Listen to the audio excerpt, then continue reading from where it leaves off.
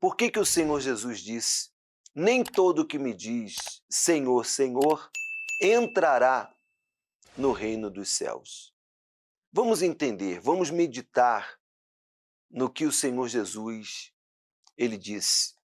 E por que que muitas pessoas pensam que vão alcançar a salvação porque são boas pessoas, ou porque fazem muito na obra de Deus.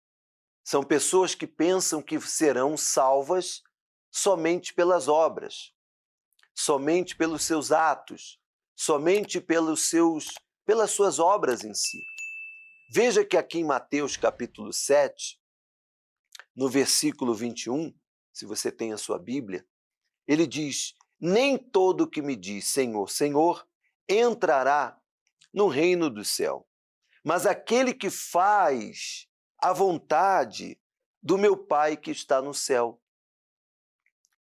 Então, essas pessoas, ou esses discípulos, ou esses que estavam perto de Jesus, eles acreditavam que pelas suas obras, pelos seus feitos, eles tinham uma intimidade, eles conheciam, eles tinham uma comunhão com o Senhor Jesus. Veja que ele diz o seguinte: muitos dirão naquele dia, Senhor, Senhor, não profetizamos no teu nome? E em teu nome não expulsamos demônios? E em teu nome não fizemos muitas maravilhas? Então lhes declararei: eu nunca vos conheci. Apartai-vos de mim, vós trabalhadores da iniquidade. Veja lá as palavras do Senhor Jesus: eu nunca vos conheci. Então, tem muitas pessoas que estão fazendo a obra de Deus, que estão pregando o Evangelho, que estão servindo, que são obreiros. E essas pessoas pensam que só pelos seus atos, só porque elas são boas pessoas, elas vão entrar no reino dos céus. Quando aqui o Senhor Jesus afirma que não. Não basta fazer, você tem que ser. E veja que eles chamavam Senhor, Senhor, mas eles não tinham essa intimidade. Eles não conheciam a Jesus e tampouco Jesus os conhecia.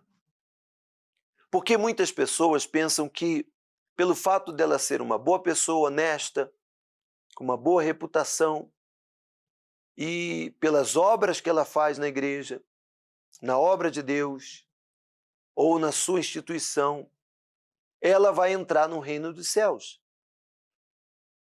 E não é verdade. Veja que o Senhor Jesus deixou claro: eu nunca vos conheci. Eu nunca vos conheci. Trabalhadores da iniquidade. Então, de que adianta a pessoa chamar Senhor, Senhor, mas está vivendo na prática do pecado? Está em comunhão com o mundo e quer estar em comunhão com Deus. Está em comunhão com esse mundo, vivendo e participando dessa mesa dos escarnecedores, por exemplo, e quer participar da mesa ou das bodas do Cordeiro. Não é bem assim. E às vezes a pessoa pensa que pelas práticas da sua vida, ela tem uma intimidade, tem uma comunhão e entrará. E não é bem assim. Veja que o Senhor Jesus deixou claro: muitos que me dizem ou dirão Senhor, Senhor, não entrarão no reino do céu. Isso é muito forte. Porque que ele está falando para pessoas que servem a Deus. Mas veja que Jesus, quando se deparou com um jovem rico, o jovem rico perguntou para ele. E vindo alguém disse-lhe: bom mestre, que coisa boa devo eu fazer para ter a vida eterna? Que coisa boa eu devo fazer para ter a vida eterna? Está aqui em Mateus, capítulo 19, versículo 16. Que coisa boa eu tenho que fazer para ter a vida eterna? E ele lhe disse, Jesus respondeu, por que me chamas bom? Não há nenhum bom, senão um que é Deus. Jesus que já estava falando para ele, se você está pensando que você é bom, você está pensando que porque você observa os mandamentos ou porque você pratica esses mandamentos, que eu vou citar para você, você está pensando na sua mente que você é bom? Não há um bom na terra. Não há um ser bom na terra. O próprio Jesus disse, por que me chamas bom? O único bom é Deus. Há muitas pessoas que se julgam boas pessoas, honestas, porque tiveram uma educação muito boa da sua família, valores familiares incríveis. Então você olha para a pessoa, a natureza dela por si só, ela não é uma pessoa mau caráter, ela não vive na mentira, ela fala a verdade. Ela se julga justa, mas não há um justo sobre a terra. E Jesus disse, se queres, porém, entrar na vida, a saber, a vida eterna, guarda os mandamentos. E aquele jovem, querendo justificar-se, perguntou, quais são? E Jesus citou os mandamentos para ele. Ele disse, tudo isso eu tenho observado, tudo isso eu tenho visto, tenho observado desde a minha juventude. E Jesus disse, mas uma coisa te falta. Uma coisa, tirar o teu coração de tudo que você tem.